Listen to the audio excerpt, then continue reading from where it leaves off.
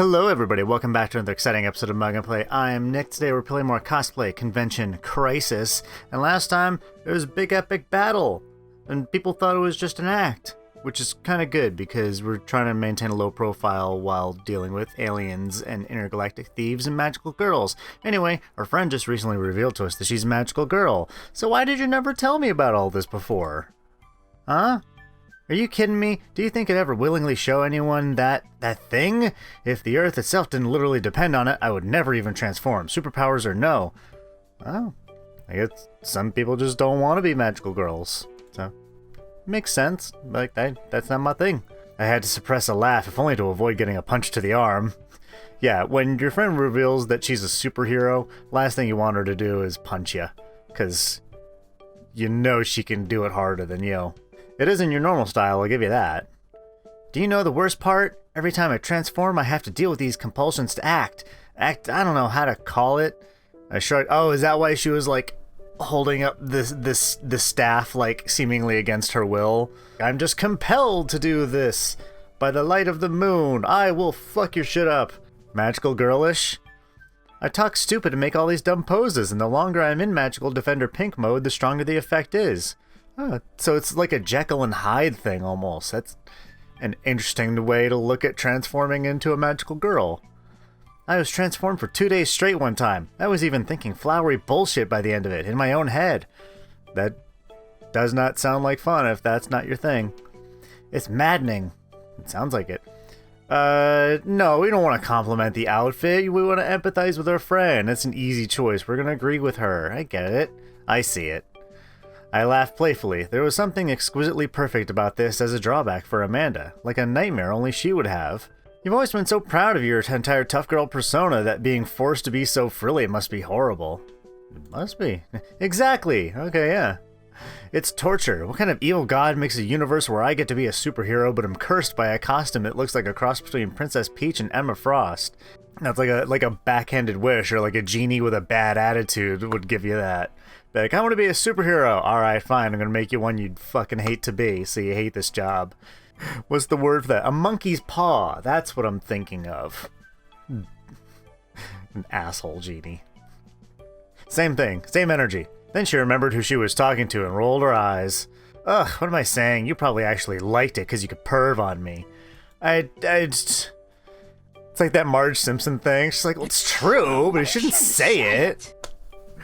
On one hand, that statement was an objectively true fact. Her tits in that outfit were magnificent. Hey, Jacob Kirby, don't make me lose sympathy for you dying in the first episode.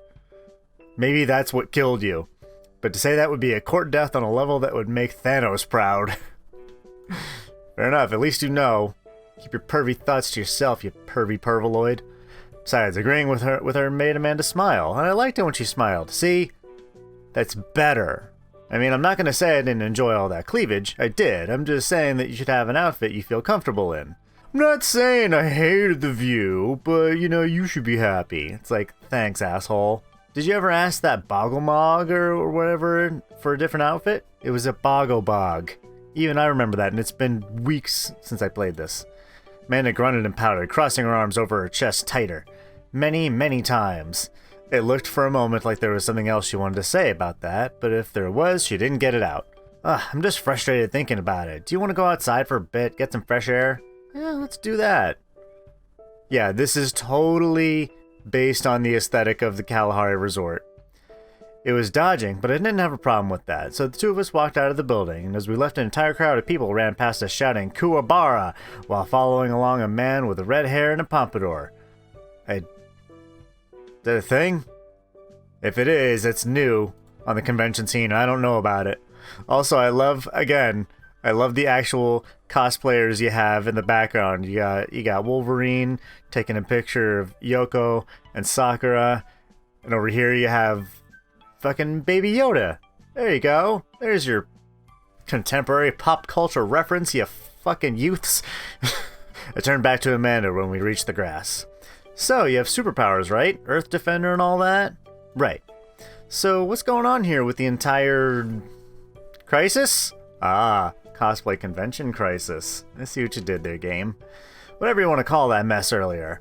We stopped at a bench next to the building where we could still see people entering, but outside of easy earshot, kept on scanning the horizon in case Makoto or someone was listening. Well, that stupid blue girl wants to drag our friend with boundary issues back with her to her home planet. Now, personally, if Makoto vanished back to the way she came, I'd be happy. Also, I just want to say I told you so about not trusting her. The lying bitch. I told you so. Ha! She does not feel one bit bad about saying that she told us so.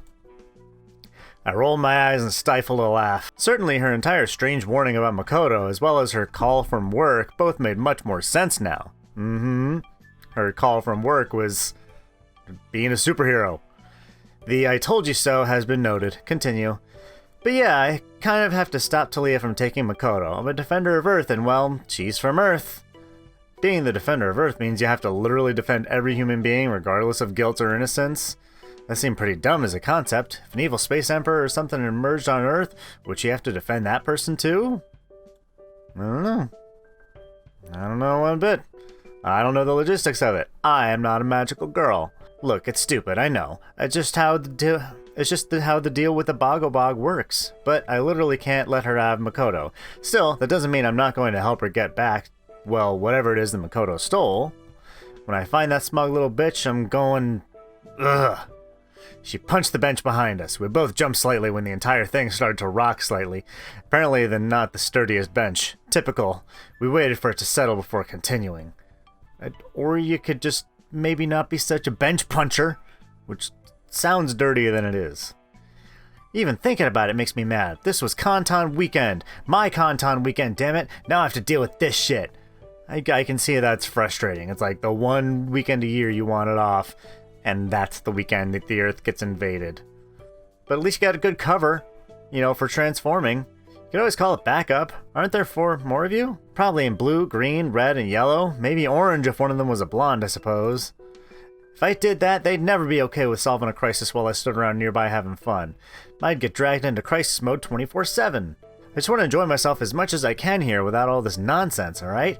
I can handle this myself and still get at least a few panels in. Alright, I get you. We sat on the bench talking for a little while. Somehow we even managed to focus the topic on the con itself for a moment. Imagine that, me doing exactly what I came here to do. Sit on a bench and talk about the con you're at versus experiencing it?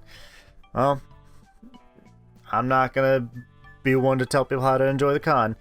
Alright, I have a request. I'd like to see you transform again. Amanda rolled her eyes. Of course you would. You really blame me? I've never seen anything that incredible in my life. Even the whole Alien vs. Makoto fight from before wasn't as incredible. Really? Seeing an alien and another classmate battle it out with laser guns is less incredible to you than objectifying your friend? Jacob Kirby, may I remind you, you're gonna die at the end of this game, unless I step in and intervene, so... shape up. Or ship out. Yeah, it's annoying, but it's cool. It's like all the shit from the movies and anime I've read come to life. Okay, God, you fucking weeb, Jacob. Amanda shoved my shoulder playfully. I get a sense it might be possible if I push a bit more, but that she did genuinely consider a hassle. Ugh, I'll pass. You seeing me that way once was mortifying enough. Yeah, dude, don't push the issue. Don't be like, come on, transform for me. Don't make it awkward, man. Don't push the issue. Alright. I shrugged my shoulders. Yeah, I wanted to see her in transformed form again, but at the end of the day, her comfort came first. Yeah, glad I was able to shove you in that right direction. Can you blame me for trying? Yes. I can and I will. Boys. Hey, don't look at me. I'm on your side, Amanda. She gave my ribs an elbow that I'm afraid to admit hurt. The fact that we're attracted to you guys is a curse on women everywhere. Alright, I'll give you that one. Well, that was an interesting development. Did that mean you're attracted to us? That's news. Amanda rolled her eyes at me, but didn't seem to mind the attention I was paying to the subject. I guess if all my dirty laundry, metaphorical and apparently literal, is coming out today, then yes, they aren't my preference, but I do like boys too. Really? Any boyfriends you were keeping hidden from the rest of us?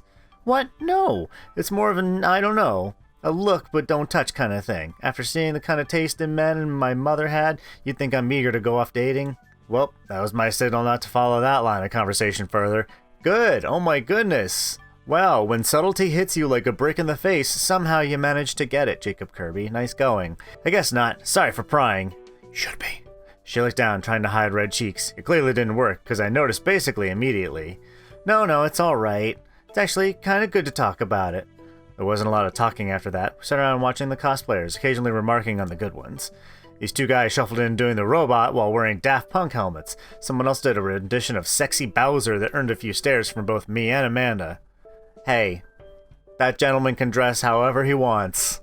Oh my. This is nice though. I'm guessing based on our interactions we're gearing more towards Amanda, I guess? Eventually, she sunk over and began, to my surprise, to nap. I considered shaking her awake, but then a thought struck me. All the action today must have taken a lot out of her. She must be beat by now. So I settled into my new role as pillow and just let her nap softly against me. I could see that she was already fast asleep because even a few accidental nudges that should have got a reaction from her didn't. Her hand was hanging limply to the side. Instinctively, I leaned down to grab it, but rather than let it go, I just settled it down on the bench, her hand in mine. It was... Alright, so now you're holding a girl's hand while she's asleep. I don't know how to feel about this. It was pleasant. For a moment, it was even pleasant enough to get me to not think about the insanity of earlier. My entire world was shaking, but this little moment had a quiet sweetness that the rest of it all was missing. It still may be a little uncomfortable, or at least I wouldn't do that, but at least your heart's in the right place, I guess. I don't know. Even still, there were still questions running through my mind. Amanda and her transformation, Makoto and her nonsense, Talia and her fate, but even something more mundane. Just how attracted was I to Amanda? She was sitting there with her hands in mine and her head so close to my lap I could see her lips and I wanted to kiss them. Not to mention the struggle it was not to want to engage with other parts of her body. Alright, you know what? I just gave you the benefit of the doubt literally 30 fucking seconds ago. And you already were like, with it. Get your shit together, Jacob Kirby. My heart beat fast. My palm was sweaty. Something, Mom Spaghetti, which is of course that moment Amanda's eyes fluttered open. I hurriedly turned my head away, pretending that I had been looking at her, which only earned a soft giggle from her. I laughed back. This wasn't so bad. See, that was mostly partially nice. I give you, Jacob Kirby, a C- at best on that interaction. I should probably get going. The big DC panel probably started already. Now? Pretty sure the Studio Trigger panel is about to start too. Did you know they made their own Patreon? Of course they did. Anime nonsense. Amanda stood up and walked away, shooting me one last smile. I just sat there, basking in the sun and the pleasant vibes. Alright, so maybe this weekend wasn't all lunacy after all. See? I guess that was... You know what, though? Both people in that interaction, albeit one of them was very pervy, it was a good, mostly well-intentioned interaction. Jacob Kirby, stop perving on your friends. Pursue genuine relationships, romantic, platonic, or otherwise. Returning to my room after my run-in with Amanda, I was in for something of a surprise. Oh god, I just realized this border changed. Human Jacob. When I saw it, I nearly jumped a mile in the air. I wasn't expecting a robot ambush. Well, another robot ambush anyway. Also, how is literally everyone able to get into Jacob's room? Oh, fuck, it's you. Your presence is requested back on the ship. Strongly. I took a second to get my bearings, make sure I didn't pee myself. The thought occurred to me that after my treatment from the last show, I know I had to request my presence. I should tell it to give itself an oil enema. Wow. You know, sometimes I don't read all the way ahead, and I start a sentence, and I'm not prepared for how it's going to end. So you hearing that for the first time was me seeing it for the first time as well. We're experiencing this together, folks. Didn't you threaten to arrest me and bring me back to your homeworld for trial? Why do you expect me to agree to that? Why wouldn't you agree to that? Go see the frickin' galaxy, man. You'll never have to pay back your student loans. You fled the galaxy. When Magical Defender Pink returned the princess, she said that... A voice came out of the machine that was such a pitch-perfect recreation of Amanda's that I was pretty sure it was a recording. I swear with heart aflame, do anything to Jacob, and I will give you a world of pain. Okay.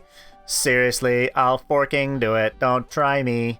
The joiner had returned to his normal speech. Oh, it was saying that in Amanda's voice. I will fucking do it. It's like it didn't know fucking, so it just substituted it in. Took on a tone that I could fucking swear was bitterness. Your safety and freedom are guaranteed. That left me in a jam. On one hand, Makoto was still waiting to see me. Just talking to one of them wasn't enough to give me a handle on things, but I had to admit I was curious to see at the very least how Talia was doing. Who to pick? Well, Makoto has already assaulted us, and Talia offered us an all-expenses-paid trip to the other side of the universe, which is what I want to do, and Talia's nicer anyway. Let's go check on Talia, because she is mortally wounded, and I want to make sure our friend is okay. Our new friend. Fine, I'll go with you. Should I assume that Talia is still alive, though? Before I could even so much as finish the sentence, the Gynoid's arm shot out and grabbed my wrist. The moment it did, everything went into darkness. It was like I was both alive and dead at the exact same time. Gone. Just like, pressure point, I will drag you. Ah! What the fuck was that? I looked around, blinking rapidly. Some ability to see my surroundings was coming back, but the more I could see, the more confused I became. For starters, I definitely wasn't in my room anymore. I was standing oh, cool. I was standing in a large hangar bay. The whole room was made from materials I'd never seen before. Smooth like plastic, but hard like metal. I put my hand on the ground and it felt like the surface of a polished stone. Gynoids streamed about, working on various maintenance tasks. They moved in packs of up to 5, scrubbing the walls and decks. Just how many of them were there? Basic inference said that this ship had to be her ship. That was the phase transporter. To further answer your query, Her Majesty the Royal Highness is not deceased. Right, phase transporter. Right. I scratched my head. That explained why a pair of Gynoids that Makoto had shish kebab before had vanished. Oh, okay, yeah, that makes sense, I guess. Why didn't you use the teleporty thing on her before, when she was dying? The phase transporter must be keyed to a Gynoid human. The Gynoid units had already been extracted before she was shot, and we could not retrieve her without direct contact. Should you be telling me all of this? It's like, who are you going to tell? Who is going to believe you? They're being awfully flippant about giving me all this potentially useful information, especially since they've been trying to arrest me less than 12 hours ago. Calculating. Jacob threat level 0.1%. It's like, don't worry, you're not peaceful, you're just harmless. Yes. 0.1%? Well, that seemed a little low. What if I tell Makoto? What is a Makoto? A second Gynoid chimed in. Oh, geez. Calculations indicate an 80% chance a Makoto is a type of food. No. You're thinking of tacos, or dongos, or ding-dongs and ho-hos. I don't know. Where do you even come up with that? Whoever must have programmed the logical deduction programs on these things probably deserve to be put on trial. Hey, they're probably done by aliens doing their best. Seriously, though, where's Talia? Right over here. The Gynoid directed me through a large circular doorway. The hatch, made from the same smooth but durable material, hissed open. What is that? Oh, wow, that's really something. She's in a healing chamber. The room I was shown looked something like a laboratory or a medical bay. It was filled with sleek terminals, womaned by Gynoids. Say being operated by Gynoids, but I get the joke. But at the center of the room, there was a large green tube of liquid. And floating in the middle of the tube, with eyes closed and not a scratch on her body, was Talia. That is the recovery tank. Talia's body was in a state categorized by the technical status mostly dead by the time she arrived. This is distinct from the category with the technical name all dead. That is the technical term for it. All dead. Rather than try to heal the damaged body, it instead bombards it with temporal rays in a controlled environment to ensure that it functions as though it were never damaged. As a result, the healing pods were able to function effectively on her. She will be fully recovered in a matter of hours. Please wait outside in the meantime. I had to struggle not to gawk. There was almost something serene about the way that she looked floating in the tank. You can heal people that fast? It is standard technology, human male. The majority of the galaxy has access to it. If you have not been informed of such innovations, it is because your people are backward. Well, I'd love to disagree with you. But we do need to kind of collectively get our shit together. And pathetic. Alright, don't press her luck. Douche? Call the robot a douche. Thank you. I can wait for Talia without further input. There was a moment of silence as the stupid robot seemed to consider my request. Confirmed, do not break anything. A pair of gynoids ushered me back out of the recovery room and sealed the door behind me. Naturally, I considered using this opportunity to scout Celia's ship, but that option seemed like a disaster waiting to happen. Too many gynoids around. Thankfully, I was not left waiting long. A few minutes after I left the room, I heard a loud yawn coming from inside the chamber. Time? I think it's time that Celia is healed, but I also think it's time to say next time on Mug and Play, because I want to keep playing this game again. I am enjoying the shit out of this. I know this is just the demo, so I cannot wait to see the full game. Jesus. See how excited everybody is? But anyway, thank you so much for hanging out with me. Oh, before I go, I do want to point out that yes, I see the giant-ass robot in the background. I see it. That's pretty cool.